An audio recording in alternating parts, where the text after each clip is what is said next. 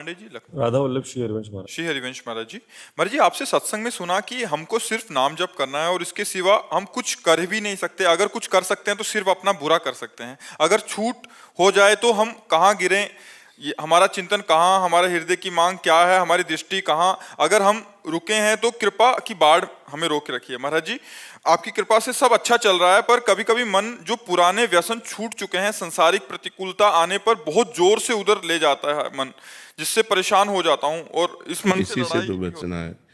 नवीन कुसंग से और पूर्व संस्कार से हमारा युद्ध होता रहता है। जैसे नवीन कोई हमने दृश्य देखा, कोई बात सुनी, कोई भोग सानिध्य हुआ तो भोगने की इच्छा हुई। नवीन कामना, भोगे हुए भोगों की तृष्णा, यही इससे तो युद्ध होना है कि वो भोगा था, अच्छा लगा था, ये मन चिंतन करवा करके उधर ले जाना चाहता है। उसी समय ना, अब नहीं, अब लो नशा नहीं। यद्यपि बहुत बुरा लगेगा, मन को बहुत बुरा लगेगा, वो आपको जलाएगा और उस जलन को सह जाना ही अध्यात्म है।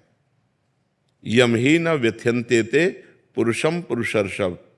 जो मन के द्वारा दी हुई व्यथा से परास्त नहीं होता, व्यथित नहीं होता का मतलब परास्त नहीं होता।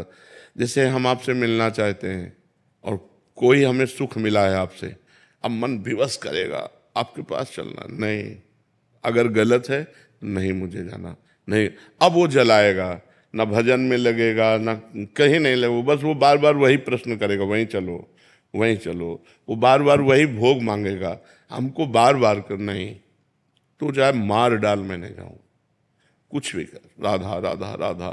वो थोड़ी देर जलन देगा, शांत हो जाएगा।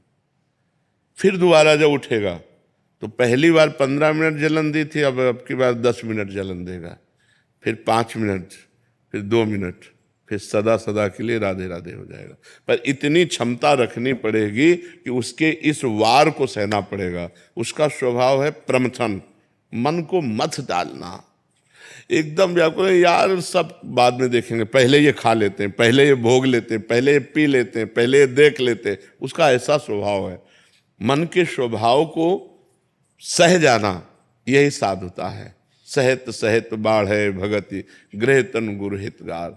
जब ना सहन हो तो रो पड़ो, भगवान को साक्षी करके, हे नाथ आप देख लो हमारी दुर्दशा होने के लिए ये क्या मन कर रहा, प्रभु आप संभालो, मुझे सामर्थ्य दो प्रभु। उस समय प्रभु को पुकारे, उस समय नाम कीर्तन करने लगे, उस समय सत्संग सुनने लगे, उस समय किसी साधक से बातचीत करने लगे। एकांत में तो फिर टिक पाना बड़ा मुश्किल है। जब हमारा मन किसी विषय पर अरज गया हो और हम एकांत में तुम्हारा बार बार तुम्हें परास्त करेगा, उस समय हमको खोजना है कि किस विषय से शांत होगा। कोई शास्त्र स्वाध्याय, कोई सत्संग सुनना, किसी साधक के पास बैठ जाना, कुछ नहीं है तो जोर जोर से भगवान को पुकारना, राधा राधा किशोरी जू, हे लाल जू, हे प्रभु मुझे बचाओ मेरा मन ऐसे। क्योंकि इसको सहना बहुत कठिन है। बातें बना लेना, उपदेश दे लेना, उपदेश सुन लेना सब सरल है, लेकिन जब ये हठीला मन किसी विषय पर हट कर लेता है कि मुझे ये चाहिए, मुझे ये भोगना है, फिर बड़ा मुश्किल हो। फिर तो मतलब घबराहट पैदा कर देगा, भारी जलन पैदा कर देगा, व्यथा पैदा कर देगा, कहीं लगेगा नहीं तो आपको भी बुद्धि सलाह देगी, अरे कर लो, आज के बाद कभी नहीं करेंगे, पर आज कर लेते, शांत तो हो जाएगा मन, बस मर गए, अब फंसा लिया। फिर शांति जब होगी ना तो कहेगा कि नहीं करूँगा, पर पुनः जब संकल्प भरेगा तो तुम लड़ नहीं पाओगे, तुरंत वही करना पड़ेगा। फिर 2-4 बार हारने के बाद मन क्या कहेगा, अब तुम जीत सकते ही नहीं, लगे रहो इसी में। फिर वो जीव कि यार साल भर तो हमने छोड़ा था, फिर यार हम नहीं छोड़ पाए, फिर हम गिर गए। पहला जो विषय छोड़ा है उसको चांस मत दो, अगर चांस दिया तो फिर तुम्हें चांस नहीं देगा वो जीतने का, ये पक्का समझ लो। पूरा जीवन का जीवन निकाल देगा और आपकी हिम्मत नहीं पड़ेगी कि उससे आप लड़ सको। और एक बार लड़ना सीख गए हो, एक बार परास्त कर दिया तो आपके अंदर आनंद उठेगा कि यार वो बात से हम बच गए, वो बात से हम बच गए। तो आप हर बात जो बुरी है उसको आप परास्त कर देंगे। ये अध्यात्म की बात है। थोड़ा इसमें सहन करना सीखना पड़ेगा। तितिक्षु भगवान आज्ञा करते हैं, मात्रा स्पर्शास्तु कौन्ते शीतोष्ण सुख दुखदा।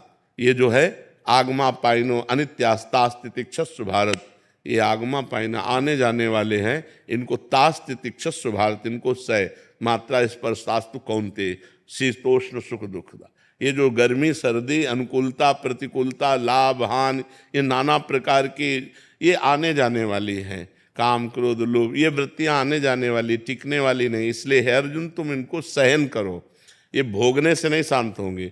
और हमारी इंद्रियां चंचल हैं और मन इंद्रियों के अधीन है और बुद्धि मन के अधीन है, तो वो भी सलाह देती भोग लो।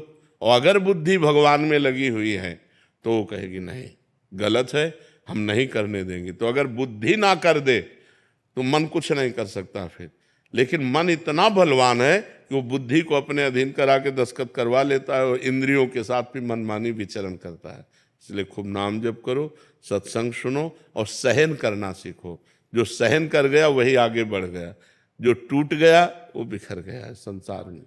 अभी 6-7 दिन पहले ऐसे ही हुआ था कि मतलब जो व्यसन छूट चुके हैं पूरी तरीके से, तो कुछ ऐसी चीज़ें हुई, किसी से बातचीत कहा सुनी हो गई, तो मन बार बार उसी चीज़ों में ले जा रहा था पूरा। तो मतलब जैसे आप कहते हैं कि विचार आएगा, फिर संस्कार बनाएगा, फिर संकल्प होता है, तो वो हो ही गया था। फिर मुझे लगा अब मैं भ्रष्ट हो जाऊंगा, तो भगवान से ये प्रभु अब नहीं हो पा रहा है, हमसे हम भ्रष्ट हो जाएंगे। उसी समय कुछ ऐसा प्रभु ने कृपा की कि हुआ, तो क्रिया नहीं हो पाई किसी तरीके से, तो बच गए। अब जैसे महाराज जी मन में आता है कि अब जैसे दीक्षा आप कृपा हो रही है, आपकी कृपा से ही सब हो रहा है, वरना हम तो किसी लायक नहीं थे, हम तो कहाँ पड़े थे वो तो हमको ही पता है।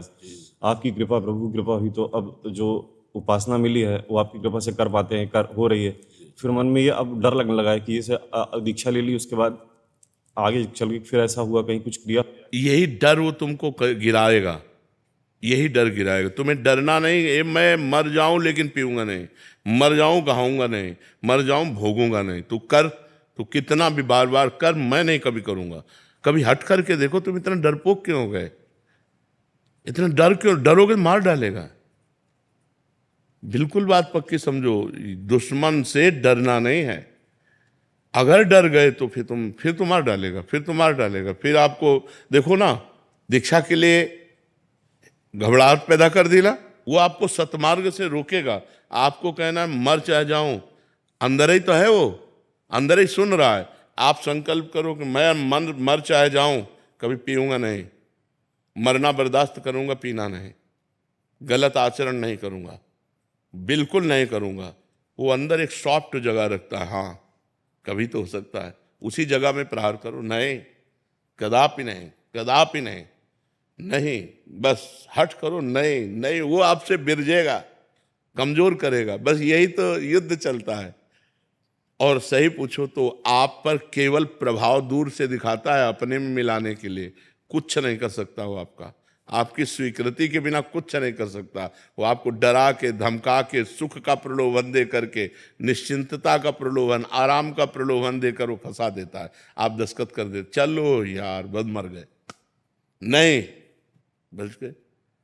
अब ये नाम जप करो, इसी यही कला आ जाएगी, अध्यात्म की कला आ जाएगी। आप चिंता न करो, फिर भगवान सबके रक्षक है। पर जो गलती छोड़ी अब लो नसानी अब नान से, उसे पुनः मत करो, नहीं तो बार बार फिर ये भ्रष्ट करता रहेगा। और एक बार आपके मन में आ जाएगा कि मैं नहीं चल पाऊंगा, अध्यात्म में मैं नहीं चल पाऊंगा, मैं योग्य नहीं हूँ, अब जो होगा सो होगा। तो हम बस ऐसे मार देता है। भगवान के आश्रित रहो जी।